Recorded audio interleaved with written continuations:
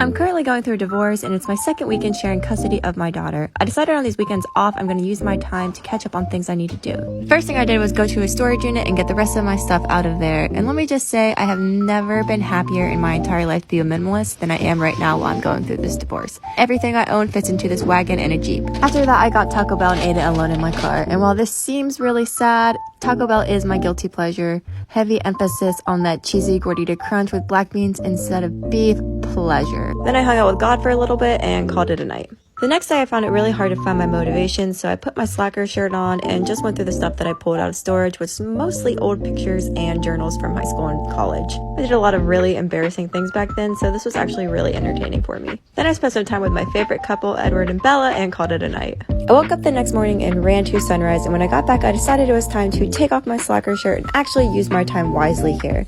I got a nice little yoga sequence in, and then after that I decided to take a long shower, which if you're a mom, that basically just means you get to take a shower for 20 minutes and wash your hair and nobody bothers you. It's a pretty glorious experience. Next up on the taking care of business list was laundry, and while I was vlogging myself doing laundry, it occurred to me that I used to vlog my family traveling around in a bus and doing cool things, and now I'm vlogging myself doing freaking laundry. Heavy sigh, that was a really sad thought to have, so I grabbed a pack of Oreos and I took them upstairs and watched Indian Matchmaker. Seriously guys, it took me 3 hours to fold all of these clothes. I made a pretty epic divorce bucket list and surf was on that, so I booked a lesson, but on the way there my instructor had to reschedule. If there's one valuable lesson I've learned from all of this, it's that whatever's meant to be will be, and if it doesn't work out, then I'm meant to be somewhere else. And today that somewhere else was a secluded beach all to myself. While I was staring out at the ocean contemplating the insanity of the last year of my life, I started to get in my feelings, and then the ocean sent me a sign in the form of a sea turtle. Sea turtles represent staying grounded even in moments of chaos, so how fitting is that?